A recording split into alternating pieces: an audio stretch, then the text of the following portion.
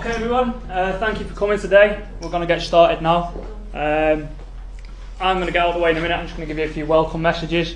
So first of all, I'd like to say thank you all for coming. It's a really good attendance. We've got the programme on the board now, so we're very happy to invite some prominent females in this field to speak to us. So we'll have our opening address from Professor Aline Miller. Then we've got two presentations, one by Dr. Chakravorti, who's from industry, and then we get an academic perspective from Professor George of this university. We'll then have a break. You've got to know that's when you get your tea and coffee refill, keep yourself awake. But then there's this introduction to Cigré by Jenny McCartney before our workshop, which will be led by the females from my IEEE team. And then we'll finish with a presentation from Mawson's. Unfortunately, Mrs. Price can't join us today, but we've got a presentation and someone's going to present on her behalf. So the final thing from me is please be involved today. Ask questions, ask lots of questions, ask difficult questions, and share your own experiences, because there's a lot of value in hearing that. There's a wide range of experience in the room.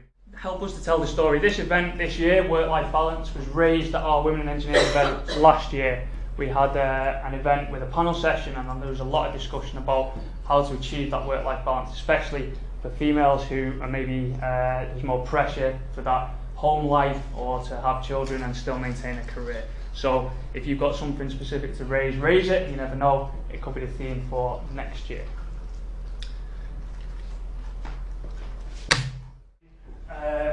Professor Miller to speak for us. Professor Miller is from the School of CEAS, which is Chemical Engineering and Analytical Sciences. She taught me Chemical Reaction Engineering 2 in 2010, but that's not her greatest achievement. She is the director of Athena Swan activities for the whole university, and so she'll be delivering some information as to what that is and why that's important.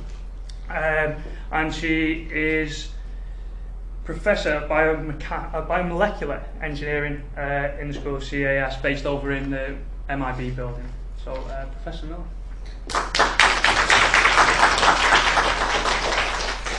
Thank you very much for that really kind introduction, and for reminding me that I taught you back in 2010, which just makes me feel really old. And I actually taught chemical reaction engineering this morning, so I'm still teaching it. So I think I've been asked to come and say welcome and just kind of open the event today, and I think that's really in my role as chair of the university self-assessment team for Athena Swan. So what I thought I would do, or what I've kind of been asked to do, is I'll give you a little bit of an introduction to myself, a little bit about my career and I guess family history in 10 minutes. I'll talk a little bit about Athena Swan, what it is in the university, when it started and how it's developed, and then just to kind of set today, the scene for today in terms of giving you some statistics. So this is my life in a slide. So this, apart from the fact that I felt really old when I started to put this together and updated the photos of my boys. I'm a chemist by training, I have to admit, but I've been in Manchester in chemical engineering for 16, 17 years, since 2002. So I'm a chemist by training. I travelled around a little bit during my first degree. I did my PhD in Durham University in chemistry, but in physical chemistry. I then went to work in Cambridge as a Newhall Research Fellow, and I did that for 2 years. It was great. I lived in the halls of residence in one of the colleges, and I worked in a physics department. And then I was undecided what to do, chemistry, physics, oh that's fine, let's try engineering. And I chose engineering because I wanted to apply my research to real applications and actually make a difference. And around that time, well, just before I moved to Manchester, I met my husband. My husband is now a professor in material science in Manchester, but he was working in France at the time, and I couldn't speak French, so he had to move here. And we were really, really lucky we got jobs in the same place. And because we both got jobs in the same place, we're still here, we haven't moved. But in 2005, I had Laurie, our first boy, then I had Lewis, and then Cameron. So 2 years, I'm kind of equidistant. Maybe that's the OCD engineer in me, I'm not sure. But I took maternity leave each time. I took 6 months for the first 2 each, and then 9 months for the last one, because he was going to be our last. So I know a little bit of how difficult it is to have maternity leave, to take time out and try to come back. It's not easy, it is difficult, but it's doable at the same time. And the good thing about these kind of forums is that they raise awareness, and it's raising awareness and support amongst female and male colleagues, because my husband always gets cross because we have dual careers, we have split responsibilities at home, so it's half and half, and it's me that always gets the help and support, and he gets cross and he's like, well, I've got the same issues. He said, but nobody has an event for me. So it's really good to see a few males here, to see that it is open to both genders, because it does affect both genders. And then latterly, over the last few years, I got promoted, and we started a startup company that seems to have taken over my working life at the moment. So currently I'm 80% seconded from the university to work at the company, but I'm back here at the moment because I'm teaching. So that's allowed me to talk to you today. So I've been involved in Athena Swan since actually 2005, because back then there weren't that many female academics. There were a few, but not that many that had children and were coming back to work full time. And because my husband's also an academic, I was an ideal case for someone to sit on the university committee. So the Athena Swan, if you don't know, it was established by the Equality Charter Unit back in 2005, and really its role is to encourage and recognise commitment and to raise awareness about advancing the careers of women in science, technology, engineering, maths and medicine. That's when it first started. It has been broadened out to cover all the subjects, including arts and humanities, and broadened out further to cover trans, bi, gay, etc. And initially it was just focused on academic staff. Now it's focused on professional support services too. So really it's there to cover the whole spectrum of the university. So in 2006-07, the first university self-assessment team was formed. I was part of that for my sins. I've never left. In 2008, we received the first award at the university. It was a bronze award, and that was key because then all the single individual departments and schools can now apply for their own awards. And I know IEEE have got their bronze award, and it's up for renewal, I think, current submission. So we went through a few iterations in the university. 2011, we applied for bronze, got it renewed. 2014, we applied for silver, but we were only awarded bronze. So you might say, well, what's the difference between bronze and silver? Why should we be bothering with this? Bronze award kind of gives you a flag in the sand. So it allows you to say, yes, we're aware of Athena Swan, we're aware that we need to do things. We have got some statistics in terms of male-female student progression, staff well-being, activities to support health and work-life balance in the school. Silver, you have to demonstrate that you have looked at your statistics, implemented changes, and you can demonstrate the impact of the changes that you've made. It's quite difficult to do that, and it's not something you can do 3 months, as we discovered, before the deadline to submit your application. You need to do it years in advance to actually be able to demonstrate that impact. So we learnt our lesson in 2014. And then I was asked, then the charter expanded, as I said, to include effectively all subjects and all staff and students in the university, so it was a good move. In 2018, back in March, April, we submitted a renewal bid, and we submitted again for silver. I can still stand here, I've not been sacked yet, because we don't know the result yet. We'll hear probably October, November time this year. So we've applied for silver. I think it's a little bit touch and go. We've got a much better case from before. We've seen, in terms of our stats, we've seen the numbers of female students, staff being promoted, recruited at all levels increase slightly. There's still pockets of areas where they do better in some subjects than in others. But we're getting there. We've implemented lots of support groups for students, for trans students from those returning from maternity leave. We've got new paid relief for teaching, for academics coming through, and that's going to be implemented and rolled out in the next year. So the University Athena Swan self-assessment team is having an impact. It's very slow, and progress is slow, and that's a reflection on the size of the institution and the number of people that it's covering. So now I just thought I've got a couple of slides just to kind of set the scene, and I think this is what I was supposed to do rather than ramble on about myself.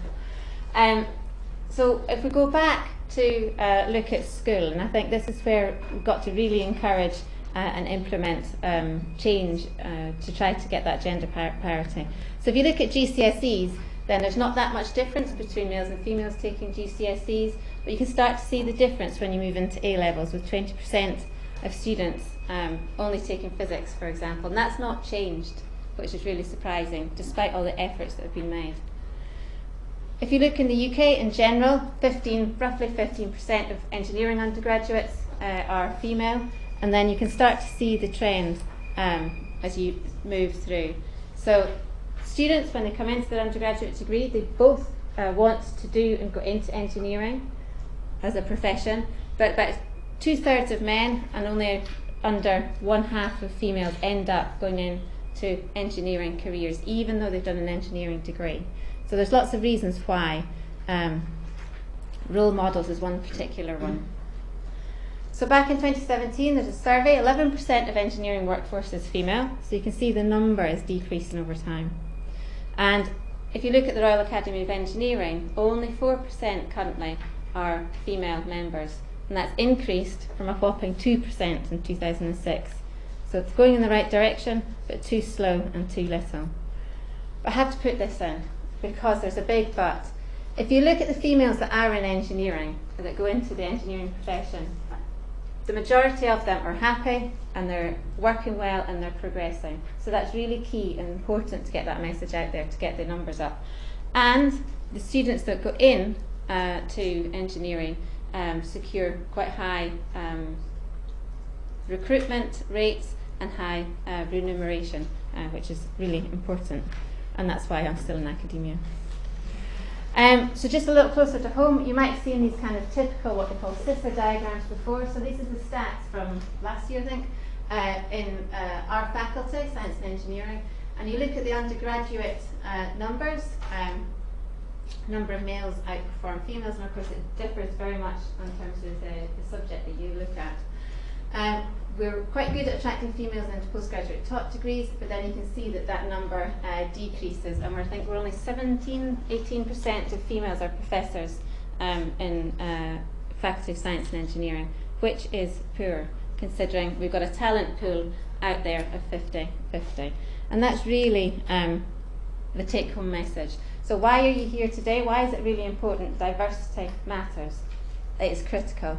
So engineering, for a start, is important to the UK. You've got lots of big numbers on there. It can contribute a huge amount of money to the GDP, the economy in the UK. That number is increasing. It's supposed to be predicted to be about 28 trillion to the annual GDP in 2025. Companies appreciate that diversity is key.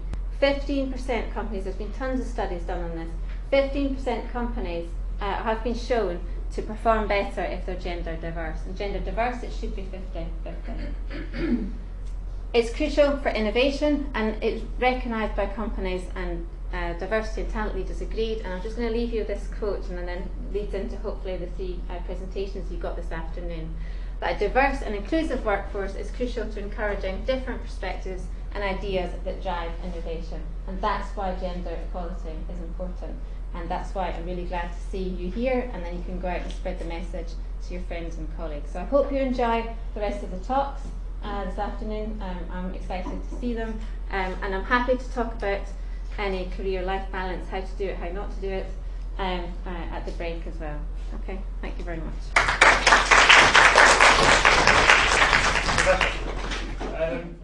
A burning question?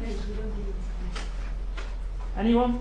Yeah, please, Jen. So you mentioned about the school kids when they did GCSEs, there was quite an even split, and that it went drastically kind of down when they got to the A levels. What things are being done to increase that number within the A levels? Are there any? As somebody in the industry, I'm not aware of what goes on in the kind of school kid. I think possibly Danielle might be better placed to answer that. I don't really know what's going on in schools because I'm not that involved. I know certainly from the higher education perspective there's always a big push to go and do outreach and have diverse role models go in. There has been a push from the national institutions to raise awareness about the different subject areas, and I chose physics because it's probably the one that shows the decrease the most. Biology, you can imagine it's not that different. Chemistry, it's just marginally different. But I think the biggest impact is teachers, and the biggest impact is parents. And it's the one thing educating the kids, but it's educating the parents, and I think that's a generational thing. So it's just all about raising awareness and just getting the idea that science and engineering is fun and accessible. I think you might have something. Yeah, I mean, I totally agree. It's to work more with the teachers and the parents, so to sort of help educate the educators and the influencers, and both parents and teachers are huge influencers. So you'll find a lot of universities, ourselves included, work with primary school and secondary schools, but we don't actually work a lot with the children. It's nice to go in and do the sort of flashbang wallop thing, you know, it isn't step great, but actually for the longer term stuff to actually work with the teachers, and also to do sort of parent-teacher things as well, and to give the teachers the confidence that they are good at science, or technology, engineering, maths, and for them to make it fun when we've all gone back and done our normal job. They can still feel confident, and the children can still feel very, very engaged and feel creative. Thank you. Can I ask one question? Yeah. Have we got a target date for gold? No, to be honest, I mean we have said probably something like 2024, but realistically the statistics have got to change quite considerably, and just even implementing a few initiatives from going from bronze to silver, we've kind of started the ball rolling. We haven't quite finished those. I think the university's got an aspiration to be there, definitely mid-20s. Okay. But I think if we can get silver, let's see. Great, nearest target first. Thank you very much.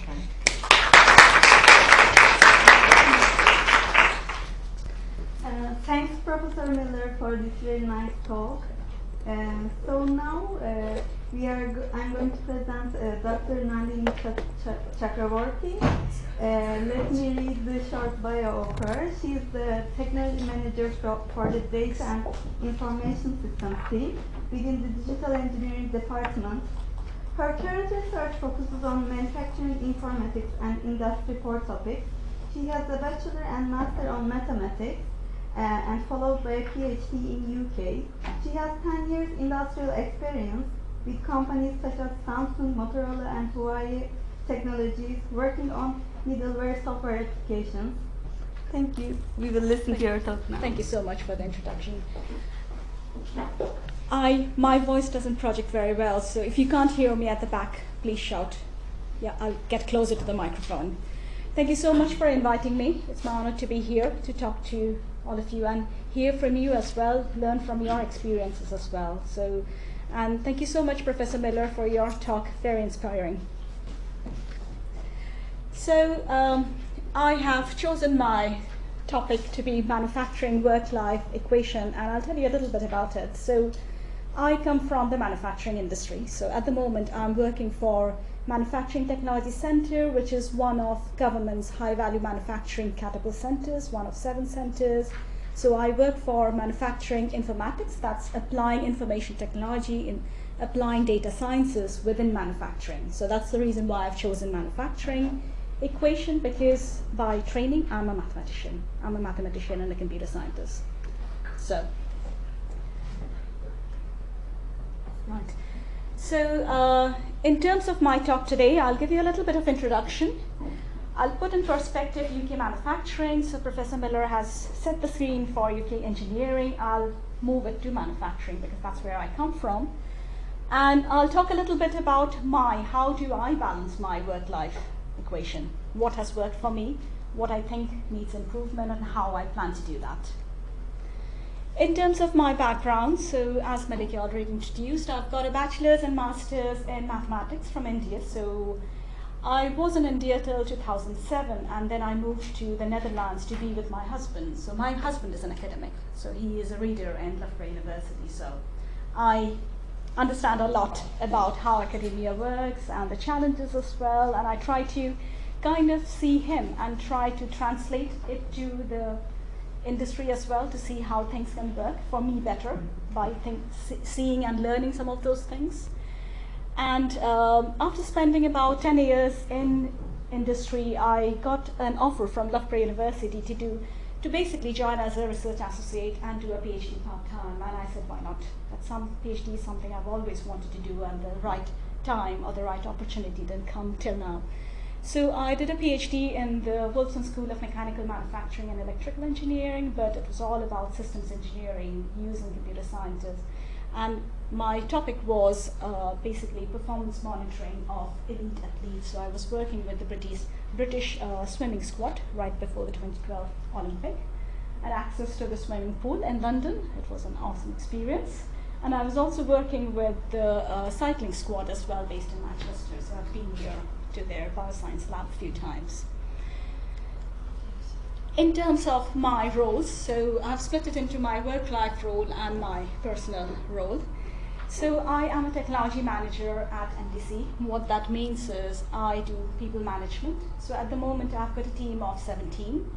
So last year my team grew by 225%, so a very rapid growth. So it brought along all the challenges that we have with significant rapid growth. By the end of this year, there's going to be 20 in the team, so there's a lot of line management involved on a day-to-day basis.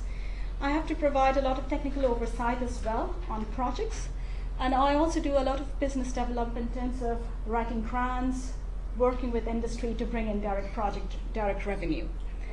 In terms of my personal life, so my family is based in India, so my parents and my extended family, at least in my parents' generation, they're all in India, so we go home every year in December for a month. I'm looking forward to this year. I've got an extensive network of friends, and this morning I've got a WhatsApp group of my friends from my engineering days. So it's a long while, I'm not going to tell the year. It just makes me feel very old. But most of my friends do these sort of events, so they do a lot of STEM events, they do a lot of women in engineering events, and we keep comparing notes about what is working for us and how we can influence others, how we can pass on this message. I have a 6.5-year-old girl, so she's in school year 2, so my evenings are pretty much for my girl, absolutely. In terms of setting the scene for UK manufacturing, so UK manufacturing overall employs about 2.6 million people. It contributes to 11% of the GVA, and it accounts for 44% of the total exports for UK. It also represents 70% of the business R&D, which I think is a very significant number. And it provides 13% of business investment in UK. Very nice fact. But what does it actually relate to these corresponding facts for women? Only 9% of engineering and technology staff are women. That is quite a small number. 57% of employers do not have any gender diversity initiatives in the workplace. And only 15.8% of engineering and technology undergraduates in the UK are female. So again, coming back to Professor Miller's slide, so you see these numbers, but it gradually declines as they go through their careers. Going into STEM, this slide I think is very promising because you can see the trend going up. So there is a comparison between 2016 and 2017. In terms of women in core STEM occupations, there has been a 23% rise in women within the whole workforce. Very good. In terms of women in science professional occupations, again, the trend has gone up by 42%. Again, very promising. So it is working. So all these initiatives like this, all the STEM, the outreach programs, it is working. There is still work to be done, but you can see the positive changes. In terms of female employment by STEM industry in 27, so in terms of manufacturing, it is still 25%. And in terms of the reason why, so typically people tend to think of the manufacturing profession as a hard hat profession. So you get people wearing this safety hats with safety goggles, and you'll possibly be in a very difficult environment in a manufacturing shop floor, which can be very difficult, very harsh.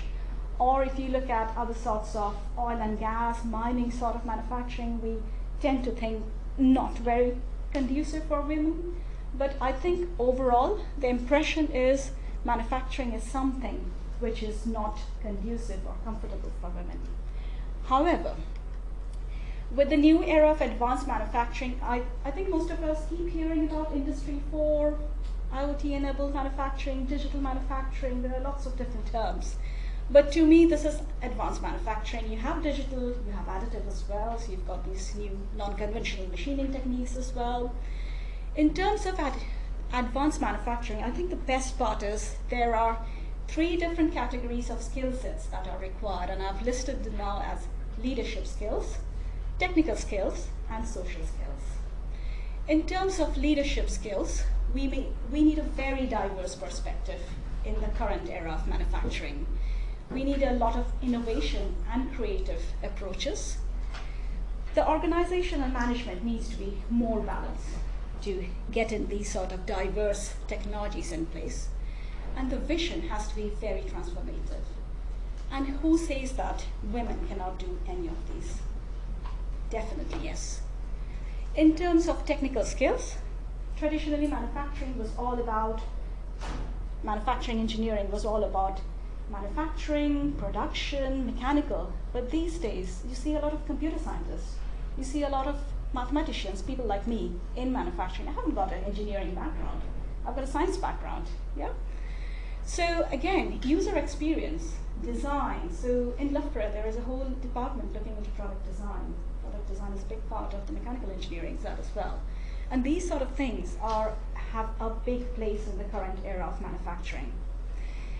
In terms of finance, marketing, sales, product design, circular economy, again, very different diverse skill set from what we saw about 20, 30 years ago, where just manufacturing or mechanical or production engineering was in place. So what we need is a combination of conventional engineering, computer science, electronics, user experience design, all these different, again, this is a very diverse technical skills, and again, women are involved in all of these. If I look at my peers within my company or peers across the industry, I see a lot of women engineers looking into all these sort of different principles. I've listed things like automation and robotics as well. So when I did my graduation, so looking back at 2000 is when I finished my graduation, we had 459 engineers in my batch, and out of them there were only 23 of us. And in the mechanical engineering, there were 50 odd men, not a single woman. Yeah? So things are changing. Social skills, that for me is a very big thing. Empathy and understanding, that comes along with the new, I would say, again, coming back to aging workforce, empowering workforce, you need these skills which are traditionally we women associate with empathy, change management. You see a lot of change within any sort of business now, and change management, I would say, bringing in change more. I would say adding the emotional aspect to change is again something we women can add a lot of benefit to. Collaboration between different organizations, using a bit of empathy along with rational speak makes a big difference when you're in any sort of leadership positions. Challenges, I'm not going to read through all of them because I think most of us can relate to all of these. These are typical challenges: long work hours, lack of peer networks, getting back to work after a career break, inability to delegate, taking up too much on our plates and caring too much about what others think. The interesting thing is women sometimes are forced to operate like men in a workplace. Yeah? In terms of my personal challenges, I sometimes tend to think that I have it all together, but I know that I'm drowning. I'm not able to do everything myself. Lack of solitude, silence is a big challenge for me. And sometimes I also see that we tend to normalize exhaustion and burnout. Yep. What is it that I have done? So I have talked a little bit about it, so I'm not going to go into details about it, but what is significant here is I had my girl while I was doing my PhD. A year into my PhD, I had my child, and I took a break of about 4.5 months. And when I came back, that was one of the most painful events of my career and my studies. It was really, really difficult. And then I joined MTC when my girl was 3 years. And I think as an employer, I have seen a lot of benefits that my company has provided. But still, 3 months into my career into MTC, I got promoted as a team leader and a technology manager, and I started managing people along with technical outputs. So it brings along all the challenges that we typically think of. In terms of my life as a working engineer, again, not going to go through that, but what I wanted to highlight is this is the same for all of us here, people with children, with full-time work. So my work day starts at 6. And I break off about 4 in the evening so that I can go home, go to the gym. I need to do some exercise as well. Pick up my child, and then it ends about 11 in the evening because I still have some work to do in the evening. But in the weekend, what I do as a principal is I don't really bring in work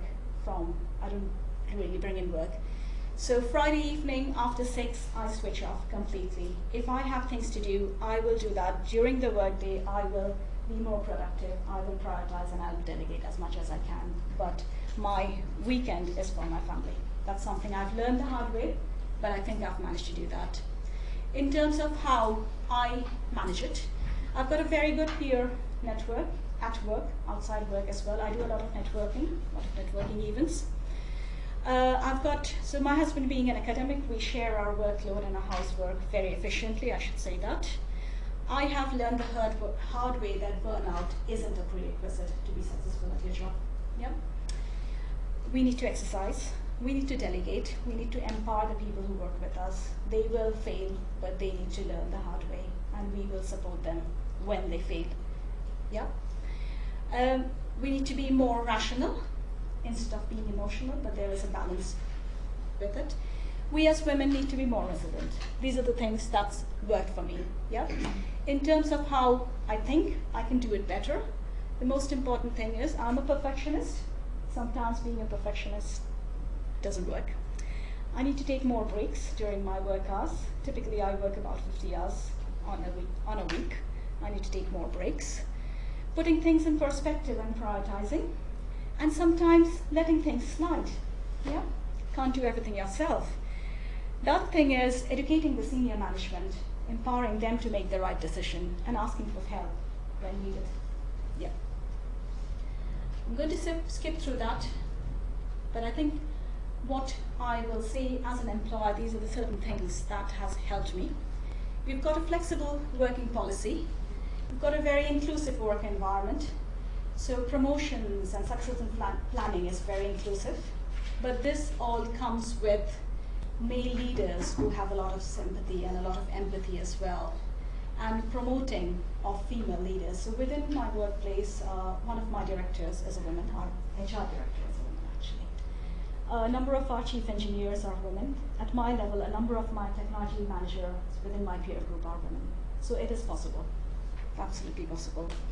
And the other thing that my employer has allowed me to do is create my own personal brand of leadership. So I work based on my personal traits. I have learned it myself, what works for my team. So nobody has dictated what needs to be done. It's me finding myself in this role. Yeah? I'm sorry, I took up the time. Thank you. That's all from me. Any questions?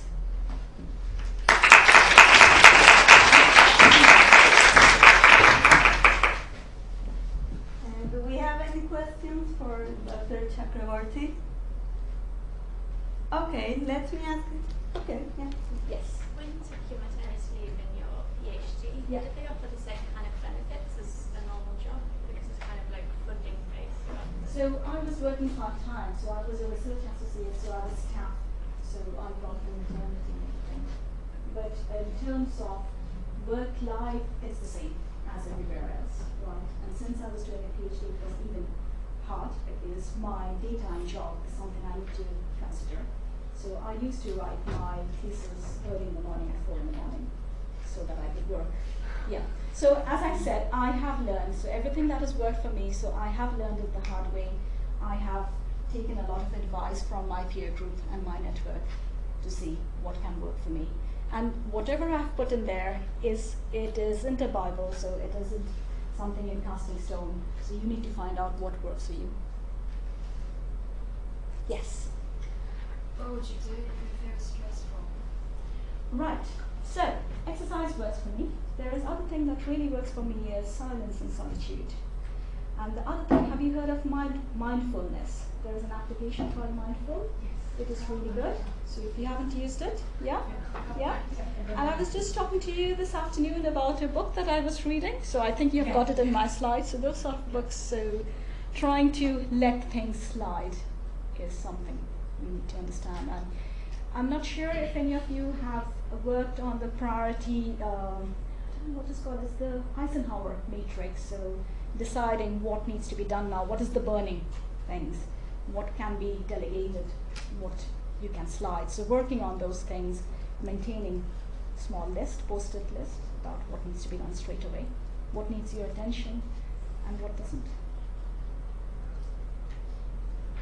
Okay. Do we have any more? Yes.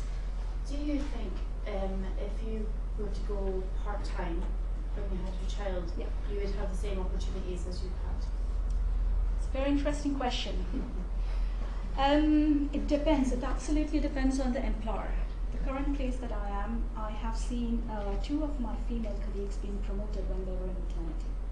So promoted into management positions, into senior management positions. So it absolutely depends on the senior management within a business. Yeah. So this is a job that we as women engineers need to do. We need to empower our seniors within the business to take the right decision. Thank you very much for coming today and supporting our student chapter.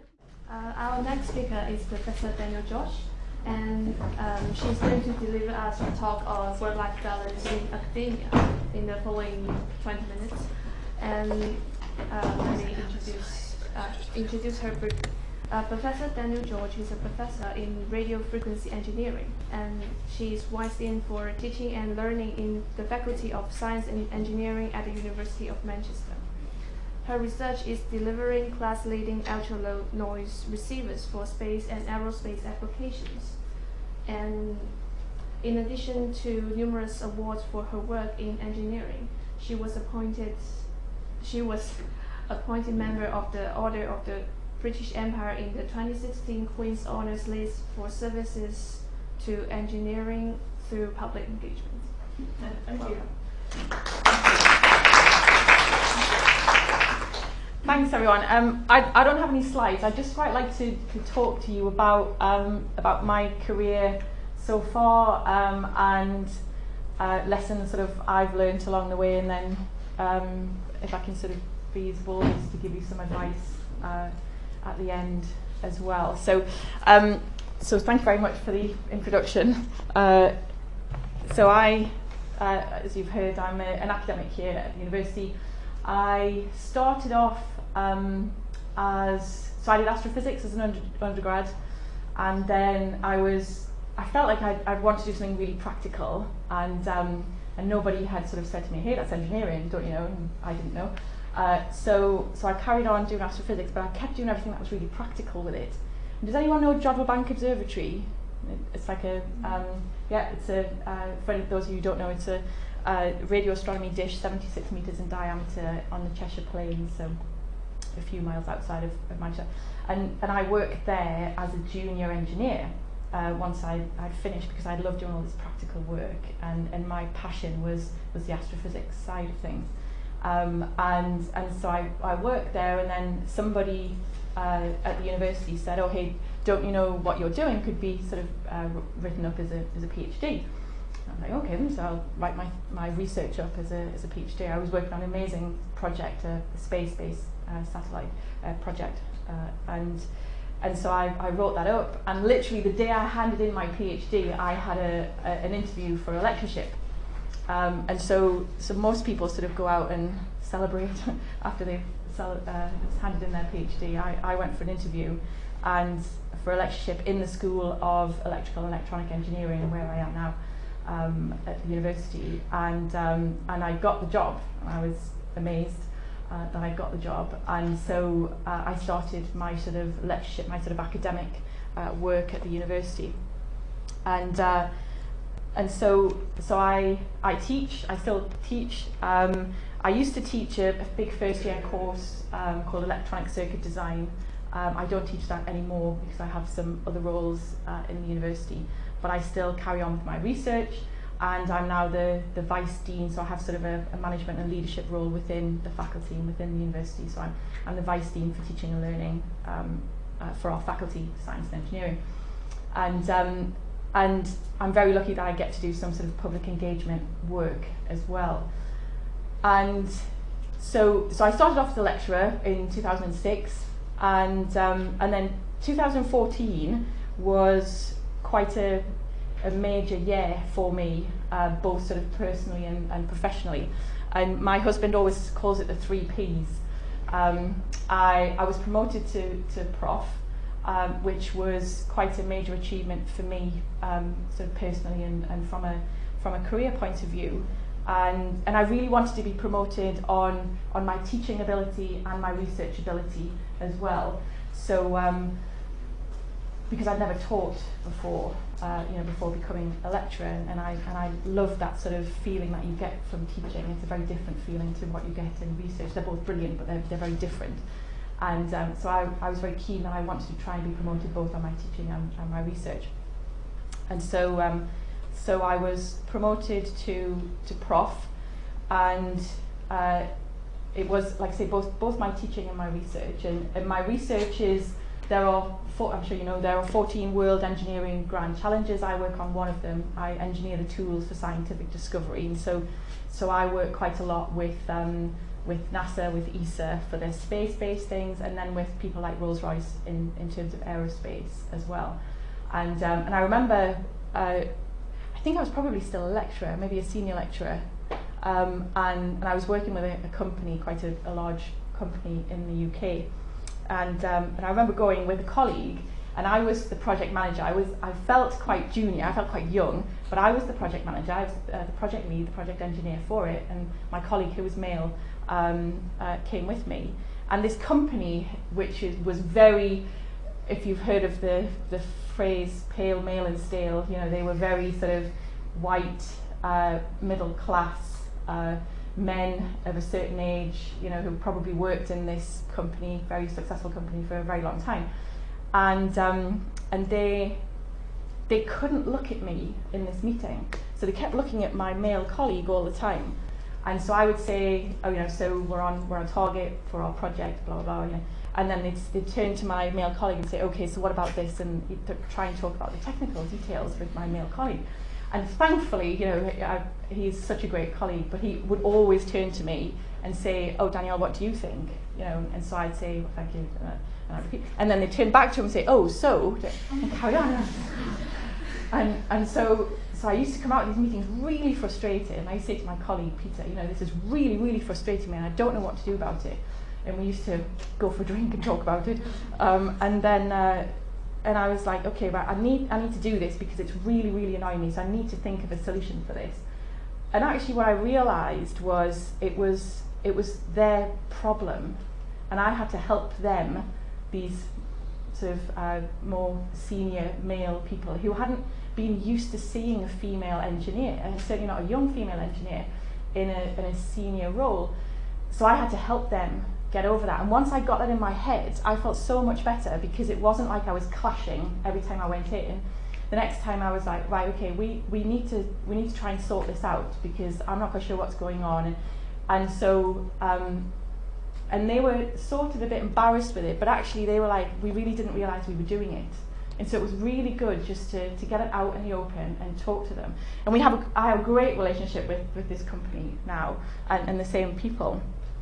But I thought it was really good. It could have gone one or two ways. I could have just carried on being really, really annoyed with it and ended up getting quite bitter and in a way probably losing some of my femininity, trying to become a bit more male and a bit more macho, and and I'm really pleased I didn't do that. I'm really pleased I sort of went, look, I really need to talk to you about this, because I'm not quite sure what's going on yet, and I think it's just because maybe you're not used to having females in this role. And they were like, God, you're right. I feel a bit embarrassed that you're saying it, but yeah, you're right. And so that, I think that really helped me in my sort of management roles, coming through both from a research point of view and a leadership view from the university as well. So then we get to 2014 and we get to these 3 Ps as my husband calls them. So I was made Prof, which I was super happy about. This is sort of a big deal for me, both in my research and my teaching. And then, has anyone heard of the Christmas lectures? The Royal Institution Christmas lectures? For those of you who don't know, they're sort of quintessentially Christmas in the UK, and every year from 1824 or something. I think they stopped for a couple of world wars or something, but generally every year since about in the 1800s there have been these lectures at Christmas time, a series of lectures that have tried to bring science to life, largely for the public, and that could be any children up to 100 years old, sort of thing. And I had an email from the Royal Institution saying, oh, we're just Royal Institution, blah, blah, just wondering if you'd like to put yourself forward to deliver the Royal Institution Christmas lectures. And one of those emails that you get and you're like, yeah, would I really love £1 million in my bank account? Yeah, of course I would. Yeah, delete. And so I deleted it, and thankfully a couple of weeks later they contacted me again and said, oh, we're just wondering, did you get that email? And I was like, oh God, yeah, I did. I didn't realise you might really be serious. And they were like, yes. And it makes you think of like imposter syndrome. I felt like I was some sort of imposter, like, oh God, they can't really be asking me to give the Christmas lectures, because I watched these from being a child all the way up. Wow, you want me to do them and talk about things that I'm passionate about? Wow, that's amazing. And I think quite a lot of people do suffer from imposter syndrome, and that can sort of manifest itself in different ways. You can think of something, you might do something, and when you're reflecting on how it went, you'll pick out the negatives about it all the time. Or even if people are saying, that was great, well done, you're like, no, I'm not quite sure about that, and you're really critical of yourself. Or you just don't believe that someone wants you to deliver something that you find would be an amazing opportunity. So I really felt like I had this imposter syndrome, and I've definitely still got it now, for sure. I try and sort of temper it now and sort of think to myself, right, you've got this imposter syndrome, stop thinking like that. It's good to reflect and be critical on yourself, but stop thinking you're an imposter. And so I did these Christmas lectures, and on the run up to it, so it was about, so you deliver them at Christmas, and it was in the summertime, all like the big publicity was going out from the BBC, and Danielle George is going to be the Christmas lecturer. And then I found out I was pregnant, and I was like, yay, I'm pregnant, because I was 38, and so I was like, oh God, we've left it quite late. So we were like super happy, my husband and I were super happy that I was pregnant. And then I started to sort of count down the months, and I was like, oh no, I'm actually going to be like massively heavily pregnant, if not having a baby, when I'm supposed to be doing Christmas lectures. I'm like, oh great. And all these two wonderful things have happened to me in my life right at the same time. And that was really, really annoying. And I was like, I can't believe, I'm going to have to go back to the Royal Institution and the BBC and say, I just can't do this. And thankfully, my husband was like, really? Why? And I was like, I don't know, actually. Why can't I? And he was like, yeah, why can't you? And thankfully, he did say that. And so I delivered the Christmas lectures. And anyone who who has been on television, or you have your photograph taken or whatever, you sort of want to try and look your best. I was 8.5 months pregnant when I gave these Christmas lectures, so I'm definitely not looking my best. But I think it was really, really good. It was really good for me, to do that. But I had so many lovely letters, like emails, but actually written letters as well from people afterwards saying it was really good, and it was very empowering to see a female giving the lectures, talking about engineering, because normally quite a lot of it is sort of theoretical science or much more the sort of science side. But also to be 8.5 months pregnant and doing it and showing actually you can do that as well.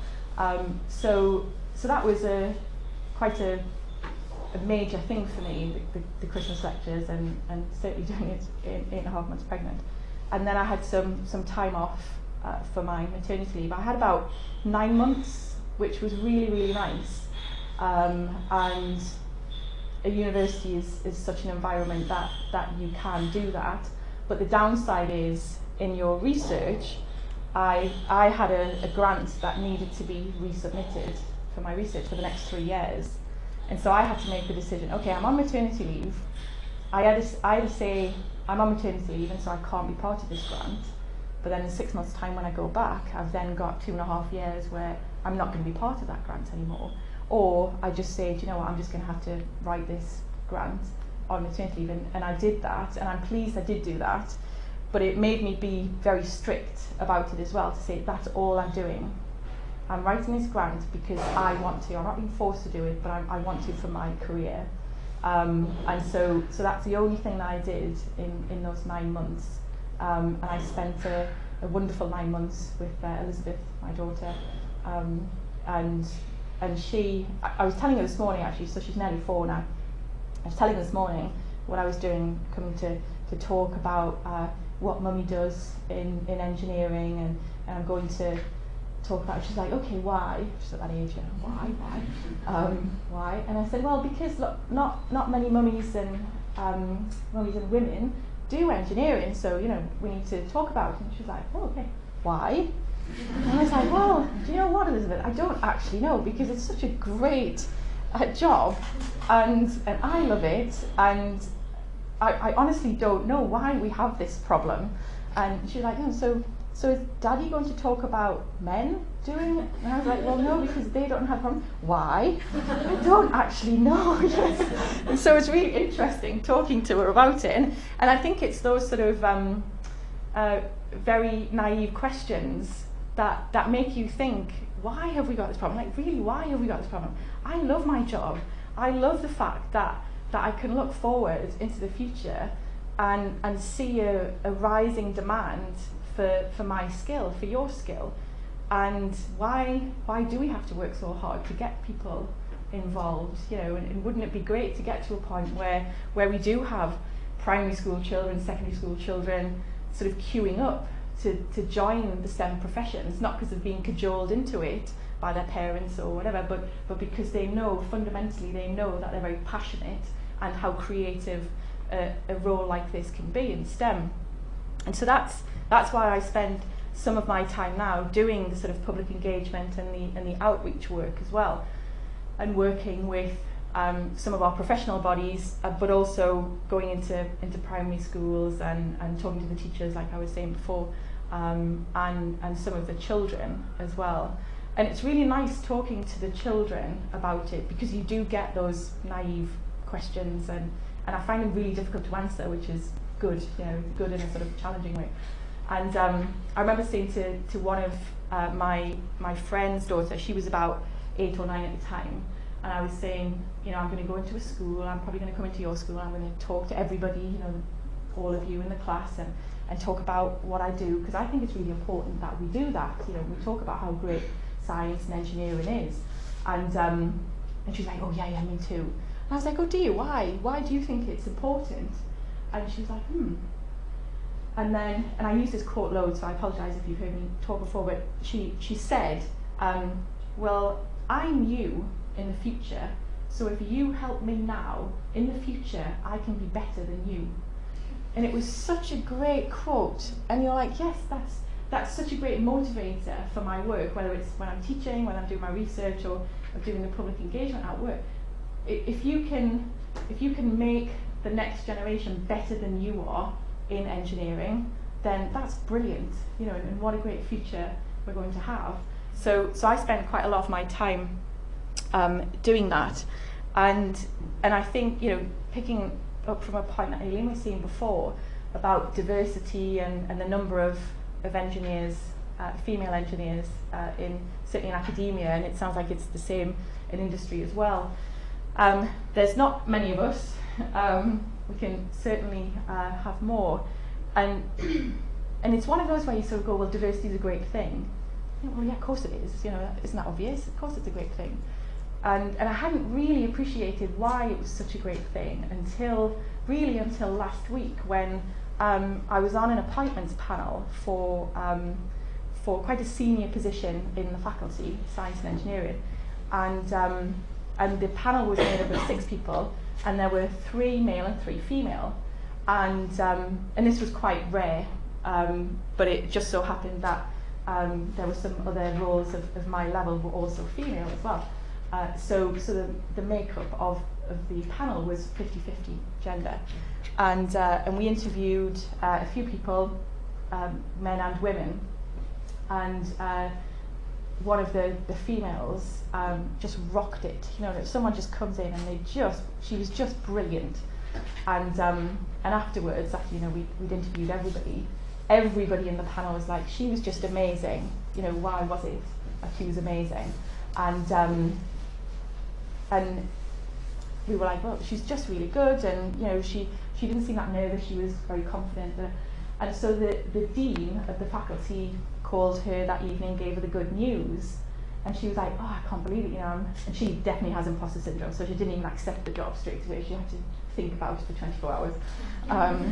But when she did eventually accept it, she said, I think what really helped me was the panel was so friendly and so inviting, and I felt really comfortable with it. And so the dean sort of probed him and like, oh, what do you mean? You know, because you know, are we all smiley and happy? And she's like, I think it was because it was a 50-50 gender thing. And the dean quite rightly said, I want to assure you that had that been a panel of 6 males, you still would have got that job, because you are very, very good. And her retort, which has really made me think about diversity, was, no, I wouldn't, because I wouldn't have performed the way I did had that panel been all male. And I hadn't really thought of it in the other way before. I'd always thought of it, the panel, yes, of course you should have 50-50 because diversity is a good thing. But I hadn't really thought of it from the other side of, that lady wouldn't have performed the way she did and really just rocked it had that panel been full of males as well. So it is really important, and I think we all know it's important, and that for me is why it's important as well. And she was saying she feels really empowered now because she has a senior role, and hopefully she's going to sort of help other engineers like that. So I think if I could sort of just finish with maybe a couple of points. In STEM events like this, like other STEM events, and I'm sure you do, I think it's brilliant that you get people to come, females to come, and to talk about being a woman in engineering as well.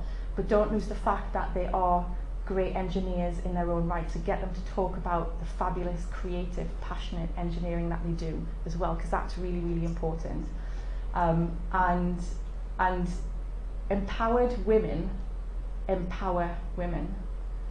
And I think that's really, really important. So it doesn't matter what stage you are of your studies, of your career, just feel empowered. Forget this imposter syndrome that you might have.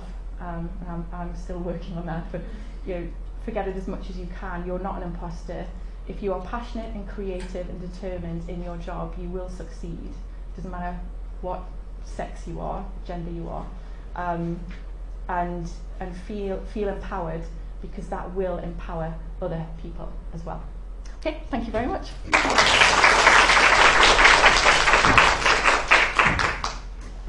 Any questions?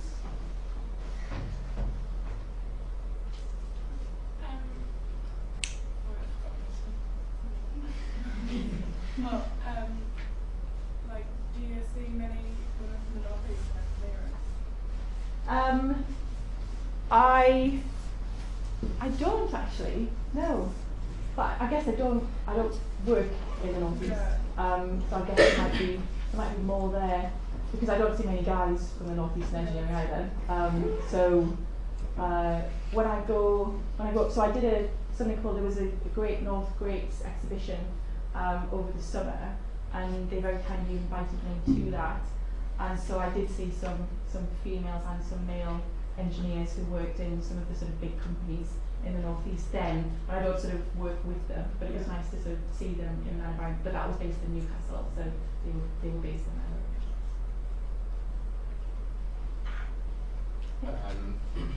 Thank you for your presentation. I have almost the same experience as you had when you went to the meeting with your colleagues, and they were looking at your colleague. But in the way dealing with racism, if somebody that is not British goes to a workplace and sees these situations, what is your recommendation to solve? I think if you're comfortable with it, and it would be your natural way of dealing with things, like it was for me, I think I'd just confront it. And that doesn't mean you have to be aggressive with it. I certainly wasn't aggressive with it. I just said, look, I think we have to sit down and talk about this openly.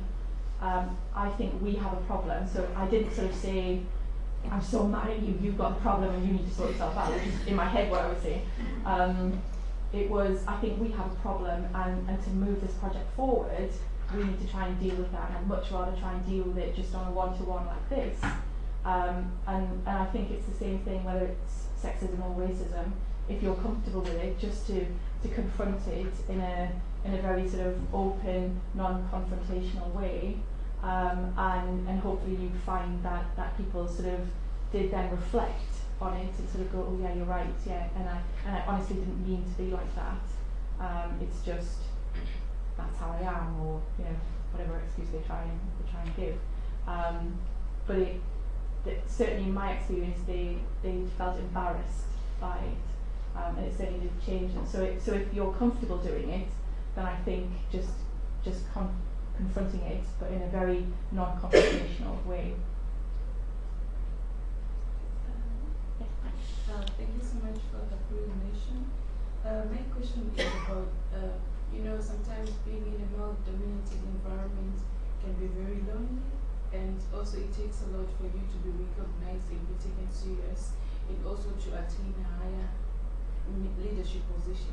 So what's your advice for maybe a fresh graduate just going into the industry, or maybe in academia, for you to achieve higher positions, but at the same time maybe being taken serious, because sometimes it can be lonely, and it also takes a lot. You need to work harder to be recognized and to be taken serious. So what's your advice for that? Yeah,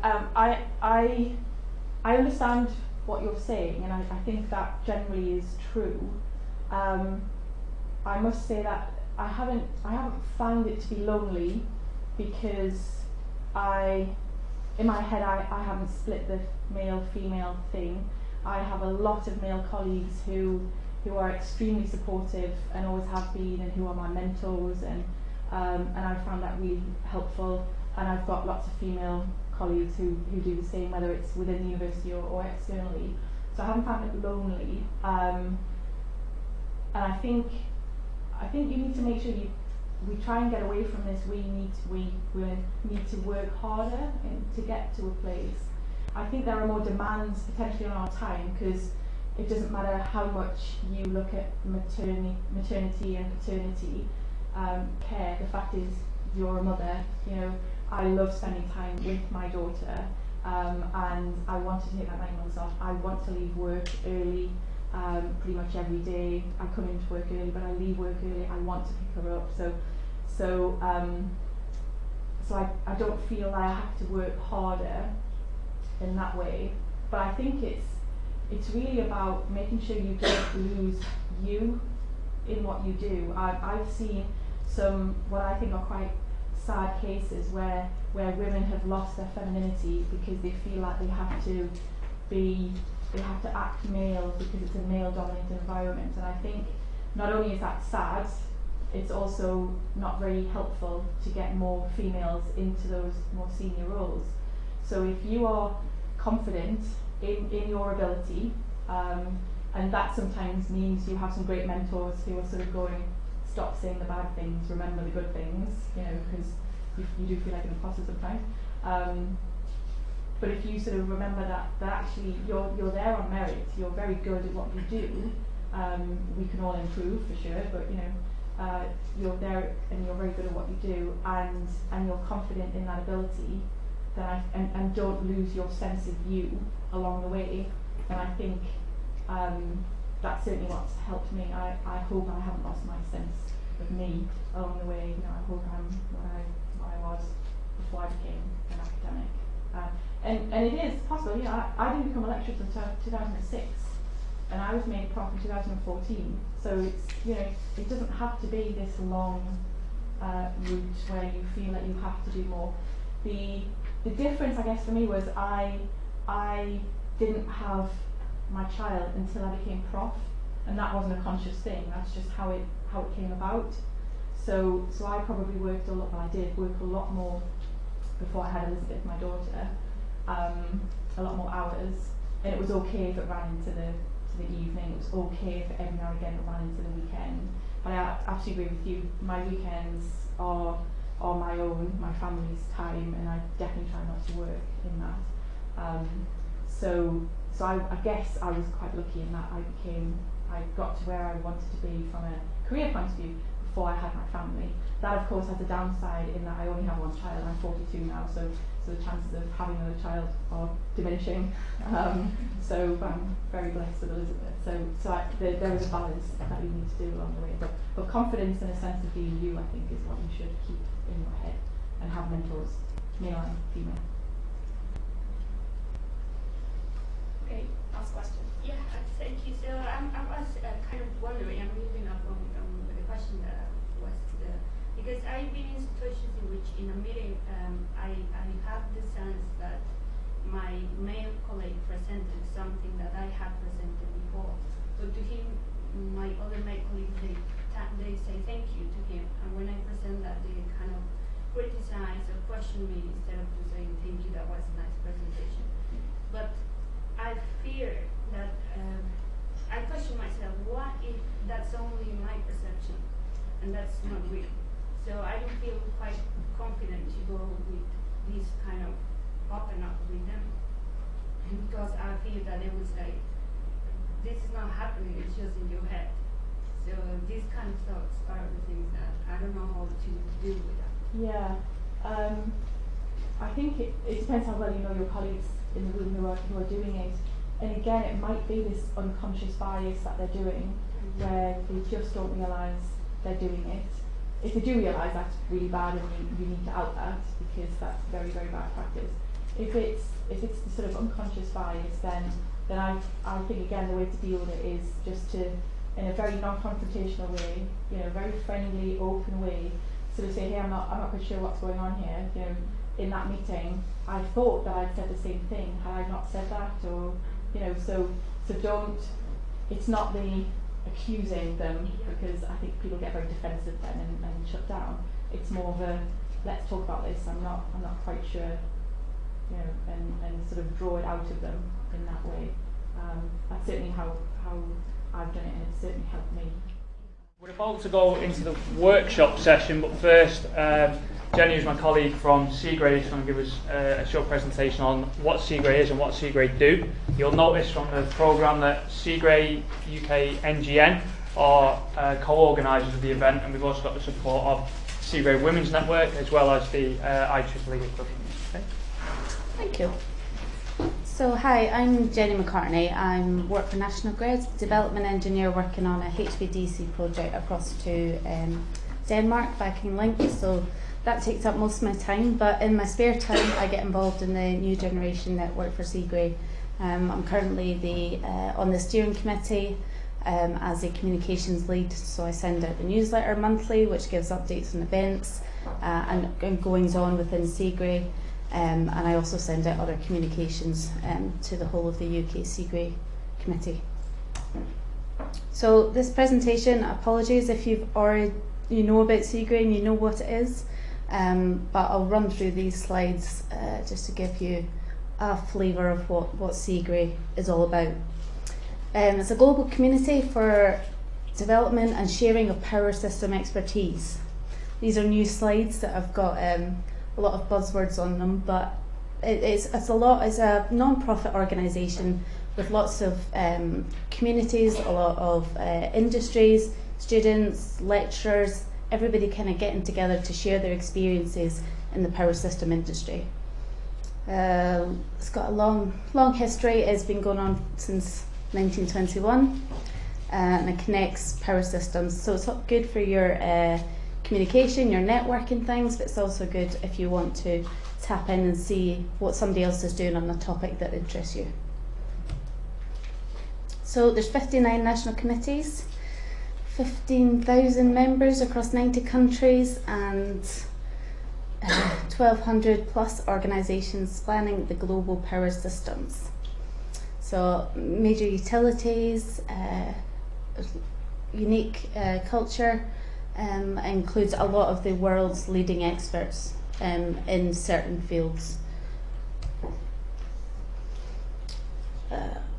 So there's lots of different areas that Cigré focuses on. So you'll have you've got working groups for people who want specific responses to or working together on a specific issue that they've got across the industry, and then you've got further groups that work together to look at different aspects. For example, I think the next slide. Yeah, so you've got equipment, you've got technologies, your systems, and your IT. So within this group, you may fit into, for example, I fit into B4, which is the DC systems and power electronics. Within that, you'll have multiple working groups looking at a wide range of technology concerns and issues that have cropped up.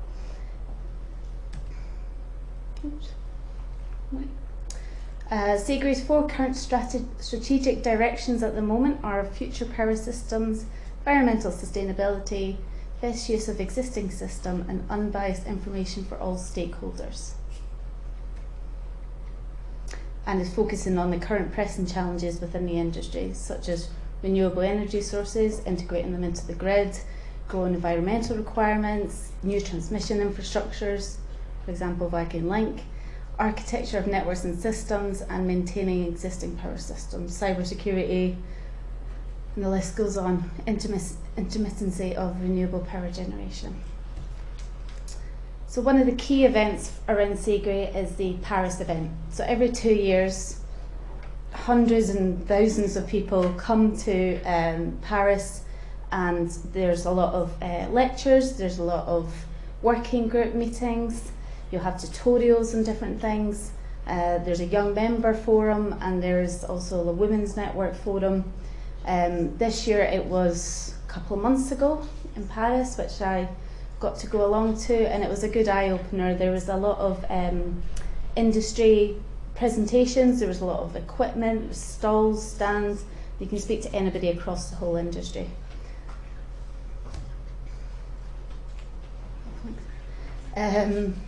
So 3,500 delegates, 5,000 industry, 94 countries, massive trade exhibit, which is what I was talking about, got all the companies down there, 160 working meetings and 30 plus study committee sessions. Okay, I'll whiz through these ones, but they've got a lot of technical brochures, green books, eCigré is where you can get all this information. If you become a member, then you can join and you can download these books on specific topics. Flick through these ones. So Cigré NGN is what I'm a part of at the moment. It's a next generation network. It's sometimes branded as young members, but this is for people who have started their careers in engineering and want to have a way into the industry, the power systems industry. It's a gateway to Cigré. Either you're studying or early stages in your career. So we promote Cigré to young members, Cigré's benefits, and facilitate opportunities for young members to get involved. We do a lot of events, and a lot of meetings and things. Support the National Committee and the regular members. One event that we've done recently was the 10 Years of NGN event. Started up in 2007 and we celebrated that last year in October. About 75 people attended, technical presentations as well as a networking event. Benefits of joining NGN is it's free for students and for the first 3 years of your career. You can get involved in the events and then you can also, it's a good way of getting involved in the international working groups and the study committee panels, steering committee, which is what I'm on at the moment, and you can publish papers, personal development and route to chartership, and you don't need to be an expert to join. I am not an expert in a specific field. I've got a broad understanding and it's a really good opportunity to get out and meet people of the industry and other academics. Events we're looking at just now, Flintshire Shotton East-West Interconnector and Cable Vessel. The newsletter will tell you all about these. There'll be communications that come out. If you want to subscribe to the newsletter, if you go onto the UK Cigré page and click, or just type in Join NGN into Google, and then you'll be able to, there's an automatic system now which has just started, so it might take a couple of weeks to get into it, but it should be quite straightforward. If you've got any questions, my email address is at the top, so please feel free to drop me an email. Okay, thank you. Thank you, Jane. Hi everyone, my name is Su Wei. I'm a second year PhD student of the School of IEEE. So today I'm going to host a workshop session for you.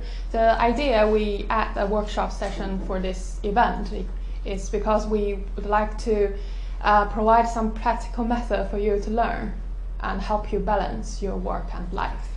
So I think many of the audience today are engineering students, as I do, because I did my undergraduate course here in the same school, and now I'm doing my PhD. So I assure you, I know how it feels when things get hard when being an engineering student. But don't worry, today I'm here to help you. So I think I'll just use the mouse. Okay. So from previous talks, you might already got an idea about what's the work-life balance. The definition is about the equality of work and your private life. So putting too much weight on either side is not good. And I'll tell you why. The first thing we need to do is a self-test. So please refer to the first page of your handout. There are 15 questions for you to answer. And it's quite simple, just answer true or false to each of the questions according to yourself's experience. For example, I found myself spending more and more time on work-related projects, the first question, and it's true for myself, so I put down true. So 15 questions, I think that you can finish in 3 minutes. So I'll give you 3 minutes to finish that, and after that we'll discuss the results. So for the scoring, just give yourself 1 point of each true you have. So 0 points for the false, and then you will end up with the final score. And score is below 2, which means you score 0, 1, or 2. You got less than 2. Yeah, we got someone. Okay, if you scored 0 to 2, which means congratulations, your life is in pretty good balance. And all you need to do is just keep doing what you're doing and try to guard that balance. So anyone got a score of 3 to 5? Yeah, we got more people. So, well, it means there are some signs that showing you probably have the potential to lose that balance between your work and life, and you might want to take some actions. Okay, I think the rest of you guys all have about 5. When I first did this test, I got about 5. And well, it says here your life is out of balance, but it doesn't sound like the end of the world. well, all you need to do is that you need to take actions right now and make changes to your life and work to restore that balance. Okay, so that's the explanation of the scoring.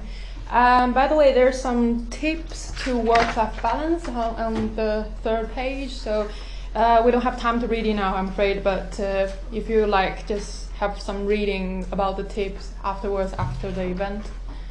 So let's move on to, okay, so somebody may ask, like, I have a score more than 5, but does it matter? I like work. I'm a workaholic. I like studying. I want to study all day. Does it work? Does it harm my life? That's a question about why we should keep work and life balanced.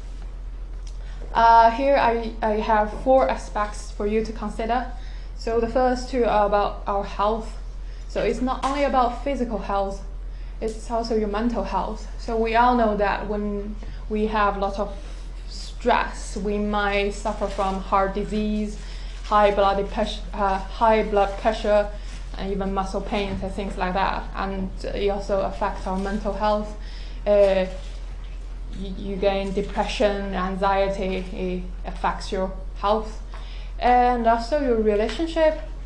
It's not only about yourself, it's affecting people around you. Like, you spend so much time in your work and your studying, you might lose contact with your friends, your family, and then you lose peer support from your family, things like that.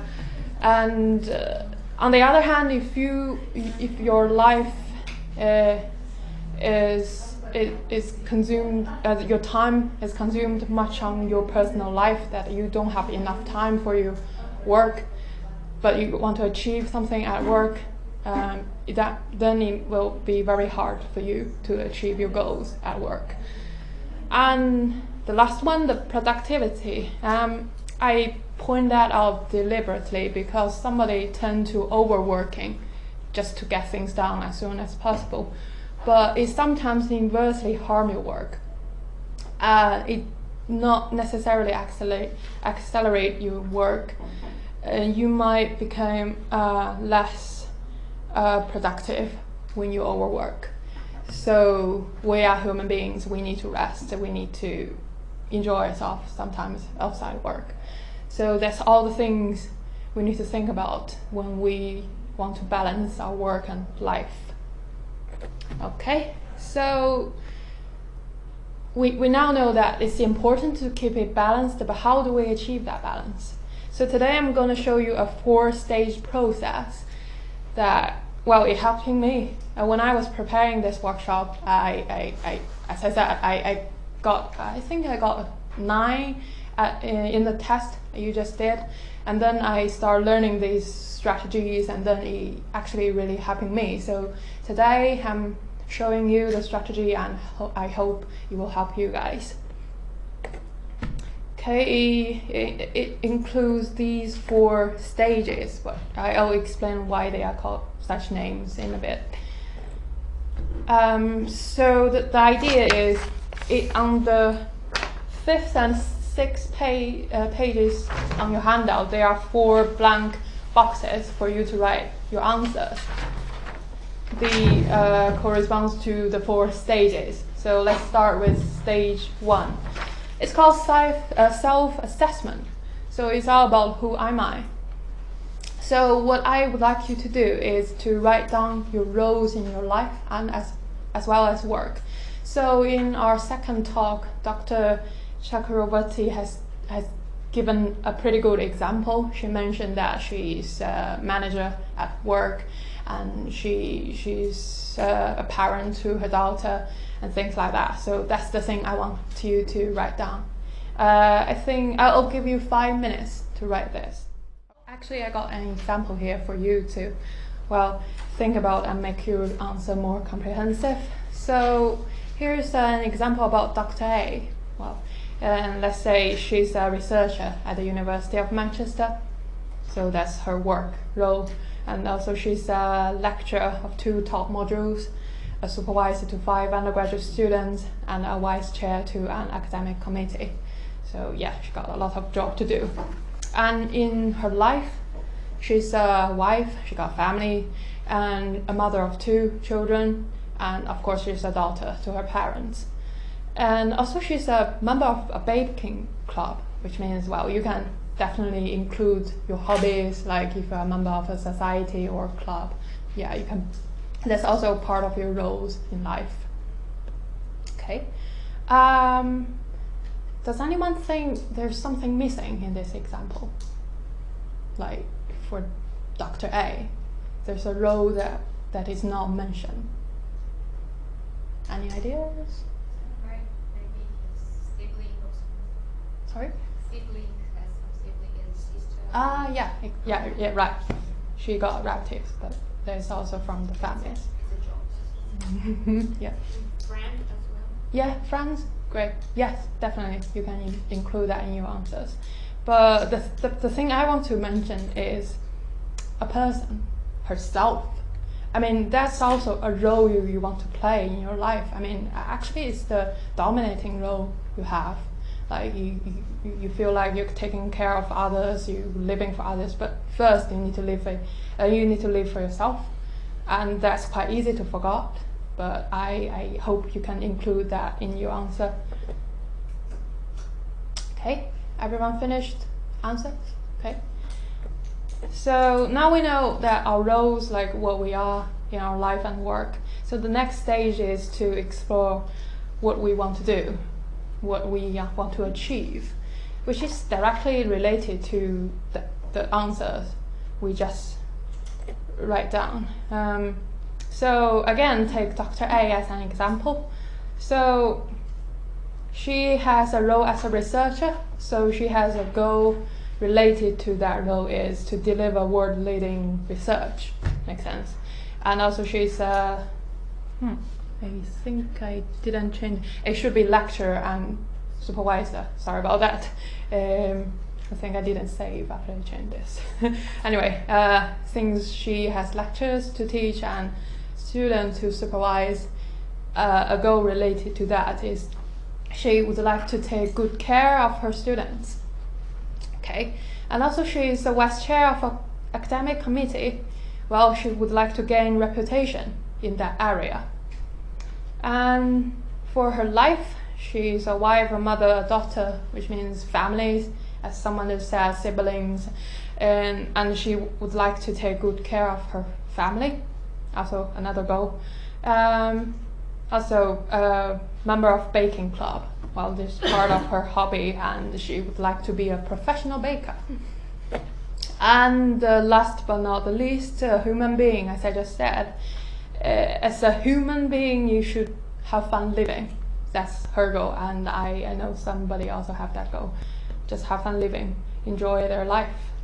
So what I want you to do right now is to write down your goals in your life and work according to the answers at stage 1. Like one role and related goal to that. Like for me, I'm a student, I want to achieve, say, the first class degree, things like that. So again, 5 minutes for you to finish that. Stage 3. So now we have all the goals in our plate. How do we achieve them? How do we get there? So today I'm gonna show you a smart model for writing your goals in a smart way. So what are these letters mean representative for?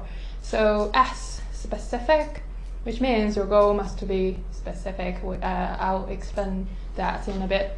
Measurable, action oriented, realistic. We must set realistic goals, like I want to go to outer space, but I don't think that's realistic at the moment.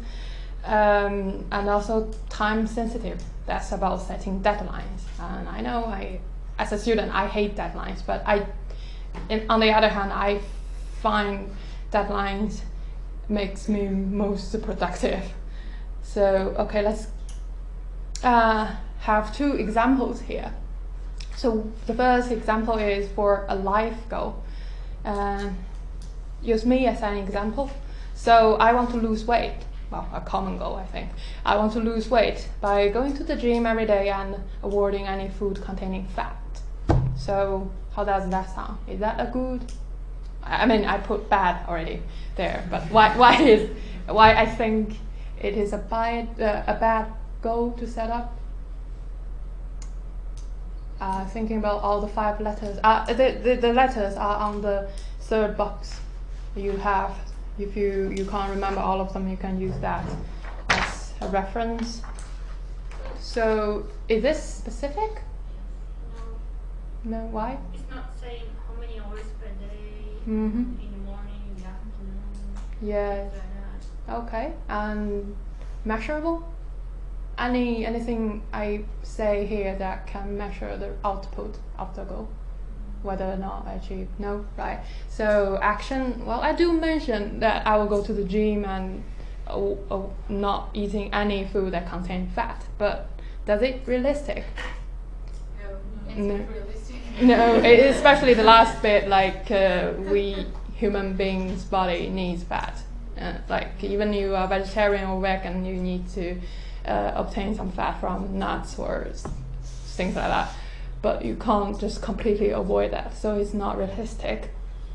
And also, I'm a busy PhD student, so I can't afford to go to the gym every day, so it's not realistic for me. Although I really want to lose weight as soon as possible, but sorry, I can't do that. It's not realistic. So if I put a goal like that, it's actually meaningless. It's just an ambition, but I'll never achieve that. And also, time sensitive. Did I put a deadline for myself? No. Okay, so how do we improve this example? A good version for this is I want to lose 4 kilograms.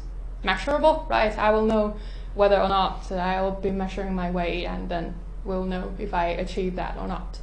By the 1st of December this year, so I got 2 months to achieve that. So time sensitive, I put a deadline for myself by performing half-hour cardio, half-hour strength training. So very specific action is there 3 times a week. So and also quit eating fried food. So I call that realistic because 3 times a week going to the gym is something acceptable for myself, and also I can't avoid eating any fat, but I do need to quit things like French fries. I know they are tasty, but it doesn't help with my goal, so I have to quit them. So yes, so the idea is every time you have your goal, you want to put more details in it and then examine it using the 5 letters we just had. Okay, so that's a goal in life, and how about at work? So again, use me as an example. I'm a PhD student. I want to publish my research as soon as possible. But I already got other tasks, like I'm demonstrating labs and things like that. So to achieve that, I need to work extra hard. And what I'm thinking to do is quit all leisure activities. So how does that sound? Yes, yeah, especially that part. I put them extremely unrealistic just for an example. And also, I said as soon as possible, but it's still not specific, a time scale, right? So we are not having the S and T here. Measurable, I think it is like whether it's published or not is the output, but it's not that specific, like where I want to publish that. On conference, on journal, it's not specific. And also action, I didn't say anything I would like to do towards the goal I want to achieve. So again, we need to improve this using the SMART model. Okay, so again, I want to publish my research in the journal of X, some journal like IEEE, PES, transaction, things like that. So it will become measurable and specific. you have to set a specific target. I'm targeting to that journal, so I will know their criteria and things like that.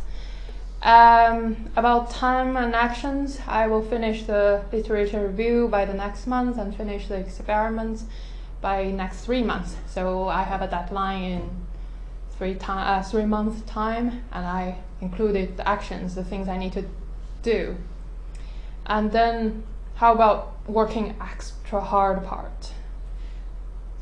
I put it here as I will work outside normal working hours by 2 hours on Monday and Tuesday. So outside 5 to 9, I will work at home or stay 2 hours longer at office on Monday to Tuesday to achieve that.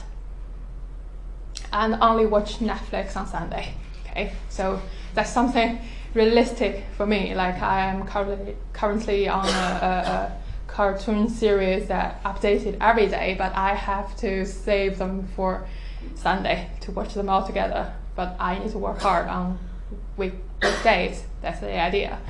Well, just an example for how to use the SMART model. So let's practice now. So on the third box you have, I would like you to pick one goal you just write down at stage 2. According to your answers at stage 1.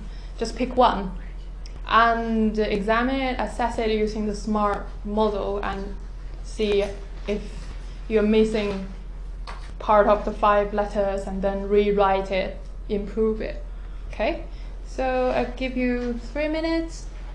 Enough? Okay?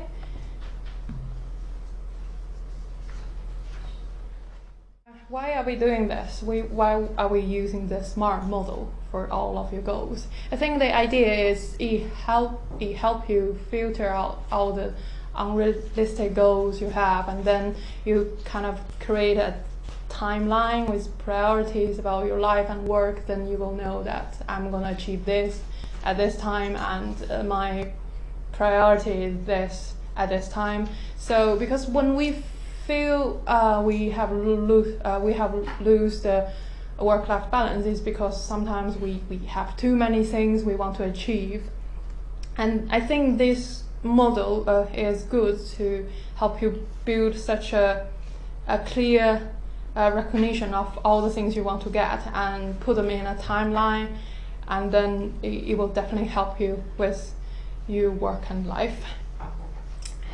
So, okay, let's go to stage 4. It's about evaluation on how did I do. So the idea of this stage is, suppose you have a goal and you are doing something towards it. So it's about determine what went well on the journey and what could be improved. And so it's like you SMART goal is dynamic, it's not static, so you have to reflect on it, improve it before you achieve the goal actually. So there's another box for you to fill in, but I hope you can do it afterwards because it's about things that you did before. It's all about reflecting and improving, and by doing the first stage, it's kind of making it a complete loop for getting to know yourself and helping you setting up goals and achieve them. Okay, so that's all the 4 stages. Now let's do a summary of today's workshop. So first we did a self-test on how we are doing currently in terms of work-life balance. So I suggest you keep that 15 questions and test yourself maybe every 3 months, and then you will know if you are making progress. Okay? And then we highlighted the importance of having the work and life balanced. And then we learned the 4-stage process for dealing with self-recognition, personal goals, and things like that. And we started with finding what we are, our roles, and then we find out what's the things we want to achieve according to our roles, and then we learn the SMART model for objective setting, and then we learned that it's quite important to step back from your busy work and life or studying and just reflect and improve. Okay, that's the end of this workshop. Thank you very much for your attention. So after this, we have one more talk to hear about.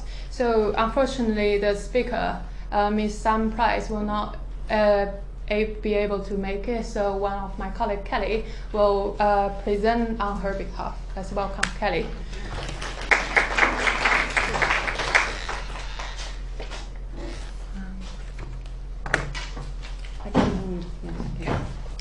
Yeah, so hello everyone. My name is Kelly. I'm also part of this committee organizing this event.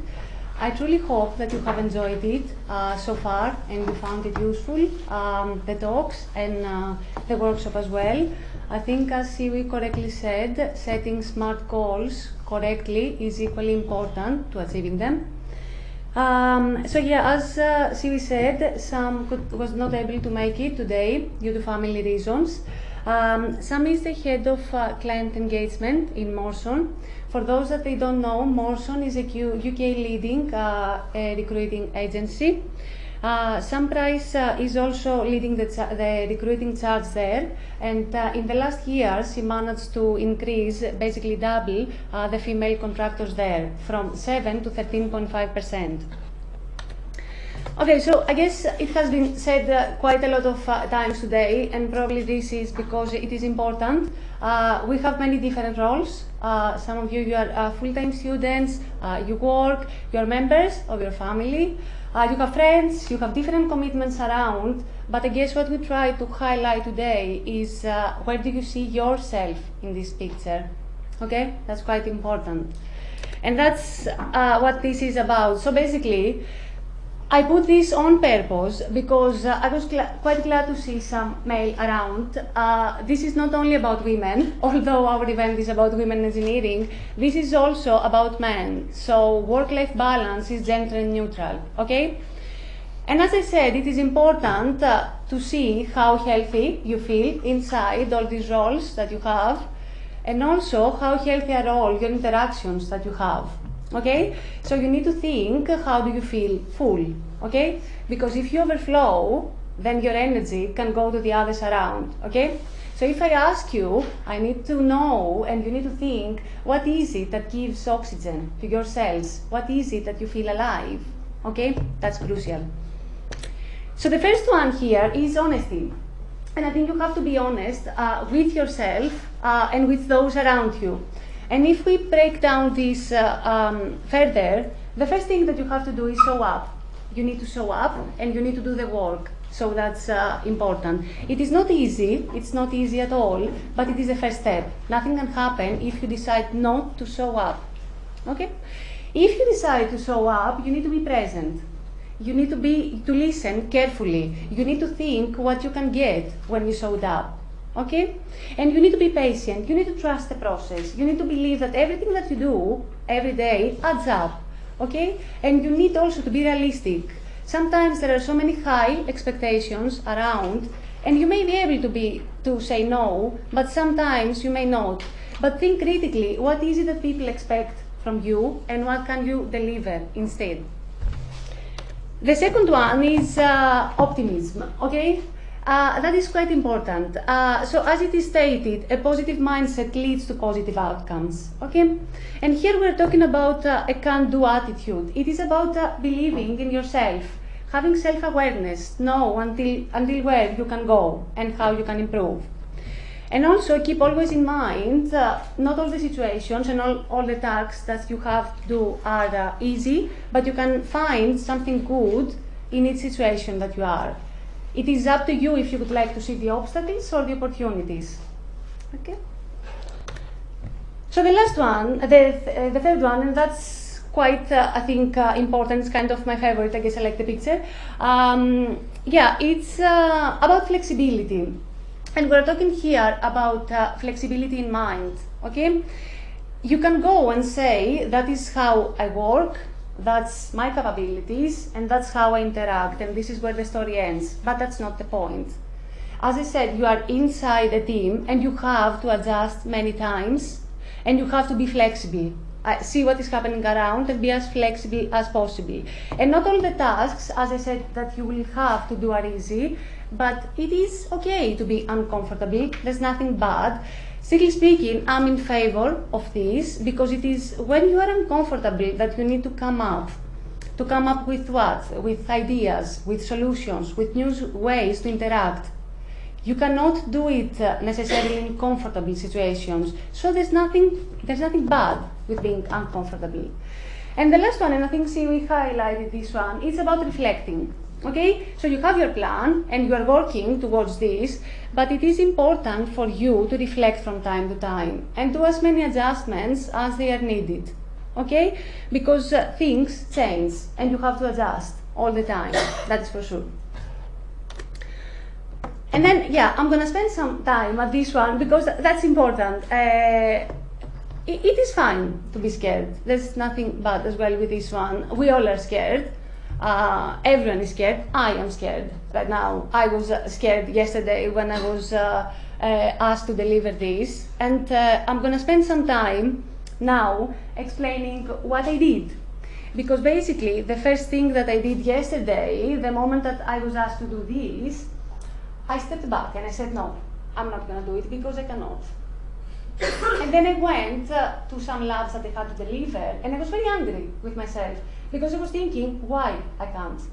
So I got back into my office and I said, okay, I'm going to get, and I guess I can relate to Professor Danielle George at this one, I got a piece of paper and I wrote why. And I said, why I cannot do it? And what did I reply? Nothing. Nothing. I couldn't come up with a reason of why I was not able to come today and do it. Nothing. There was nothing there. So that is for you to see that sometimes it's okay. Initially, you are going to be scared, and that's absolutely fine. But think again, look carefully. Okay? So what did I do? How did I deal with this? I said, okay, I have to modify the slides to adjust this a bit to myself, and I did this one. And then I said, okay, I need to get this out of my head, so I'm going to talk. Okay? I was concerned, and I said I'm going to talk. And I talked with people that I really do trust and I appreciate. Okay?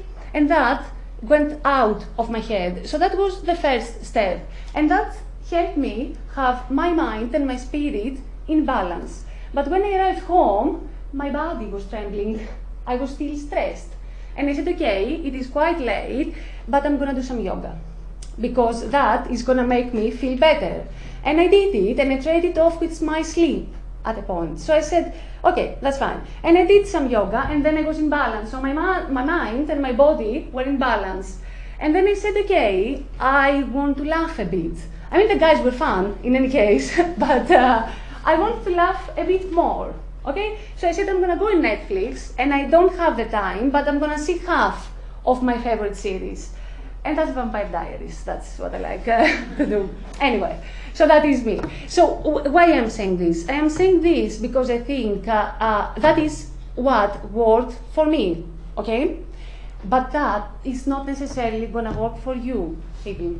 Okay? So you need to spend some time, as it has been said in the morning, to think when you are in unbalance, what is it that you need to do? How are you bringing yourself, again, in balance? How are you doing this? It is important for you to know. And I was quite glad in the morning to hear all of the speakers saying that you need to pay attention on this one. Whether you are out of balance, think how you're going to do it. Is it easy? No. There is no last page solution at any book. Because it is about you. You are unique. Okay? So you have to think about yourself. Set meetings and think. Okay? So that connects me to this one. And at this one, I was not very comfortable with the expression, but that's fine. Anyway, but the point here is that, as I said, there are so many high expectations around from us, and that's absolutely fine. Everyone is expecting from you. Everyone. There is no one that is not expecting. That's okay. You have to accept it. I have 4 examples here that I would like to share. So basically, one of them is from a lady that she's a high-level manager, and she's working for a data company in Ireland.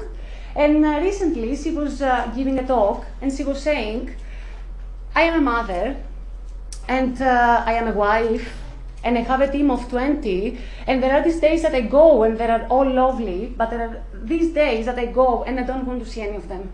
There are all of them, the 20 awful, I don't want to see. And that was fine.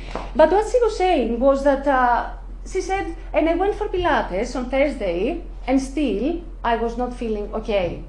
And then she was talking with her daughter, and her daughter said, oh mom, I cannot do this, I cannot do this. And then she had two options. One of them was to go at her daughter and say, yes, that is correct, you cannot do it, that's fine, quit. Easy one. That was the easy one that she could do. But what she said instead was, no, come on, young lady, you can do it. Go out there and try. You can do it. And every time that she's in trouble since then, she reminds herself of this situation. You can do it. Okay? The second example is one of my colleagues. So she's having 3 children, and yesterday she delivered the 4th one. And she's also doing her PhD. She's a 2nd year. She's expected to finish her PhD within 3 years, so as you can imagine, and her husband is outside UK. So as you can imagine, she's multitasking a lot. But if she has time every Saturday to see what she did the week before, and if she can assign less than 30 minutes every Sunday to plan the week ahead, so if she can do it, I can do it. And if I can do it, you can do it. I don't see any reason why you cannot do anything that you have come here for. Okay? So it's only in your mind. It's your mindset. Don't concentrate on the obstacles. Okay? Concentrate on what is the positive. That is what Professor Danielle George was trying to say as well. Concentrate on the positive. See opportunities. Okay? And then the important thing, if Sam, that was supposed to deliver this presentation, would be around today, what she was going to say is that, to summarize all this, with the right, optimized and optimistic mindset, with your effort has to be always there, nothing comes by magic, okay? And with the fear removal, you can achieve anything you want, but not everything, okay? So you have to be realistic on your goals. That is the point that Sam would like to raise. You can achieve anything, but not everything. So every time, monitor and adjust, as many times as it is needed. All right? And the last one that comes from me, so basically it is quite similar to the previous one, but yes, I'm a huge believer of showing up. If you don't believe to show up, nothing happens. So nothing happens, all the magic is there. And then believe that you can do it, and you are halfway there. And the point here is to define there. Define there for you, okay? Because there is going to be different. You can come to me, and I can coach you, and I can ask you questions, but I cannot answer for you there. So you need to define your direction, okay? And then set all the steps accordingly. Okay, and the last slide, I'm getting there. So it is about motion. So I was quite glad that Sam asked me to have this slide inside, because basically today we saw many different views, but that is a practical application of how companies, they try to approach work-life balance and what are they doing about it. Okay? So there are 3 steps here. What is happening before the interview, what is happening during the interview, and what is happening if you eventually step into the company. So the first one is that the company is very careful with the job advertisement. You would never see there female applicants are prioritized or something similar. When you send your CV, this is anonymized. That means that every personal information and also the location of your recent education or recent work experience is removed. That means that if you're being called for the interview, you are just CV number 11. So when you enter the room, this is the first time that people can understand who you are. And then also when you are inside, your panel is balanced. And that has to do with the gender, but also with the disciplines. Okay?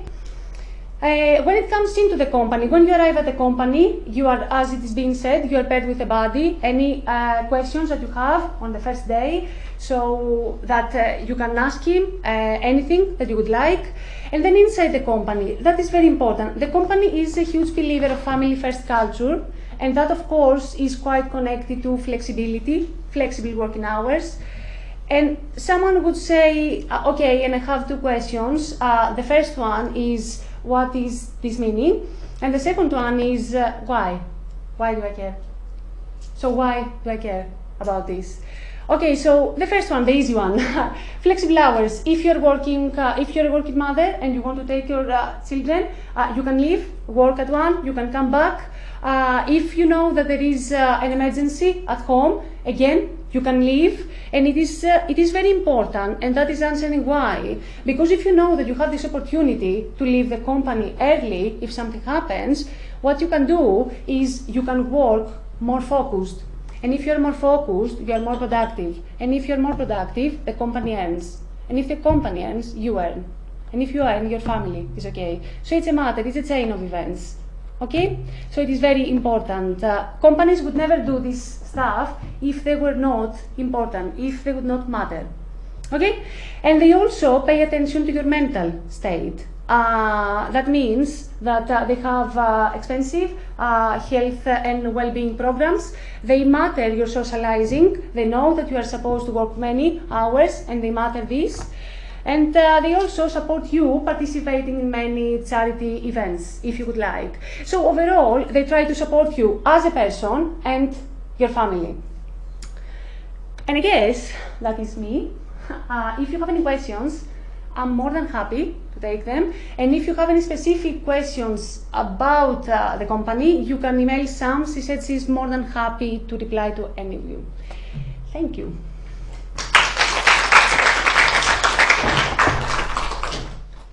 Really what we've discussed today. So obviously, thank you all for coming, male and female attendees. It's really important to strike that gender balance, that everyone is informed. We've heard from prominent females in this field, so they do exist, so that means that you can get there too. There's no only perceived barriers, let's say. Everyone can fight the good fight. Also, we ran through the workshop, and the workshop was really aimed at how can you focus on your goals in life, but also I hope you picked up from Cigré that there is a balance. If you want to focus in, hone in on one of your goals, that might be an academic goal, then something else has to give way. No one has time to achieve everything, but that doesn't mean that you can't achieve anything, and that's the message obviously from Sam's slides from Mawson's. Just as a final thank you, the female members of our committee really led this, and we've got 4 of the 5 of them here today, so if everyone could give them a big round of applause, please.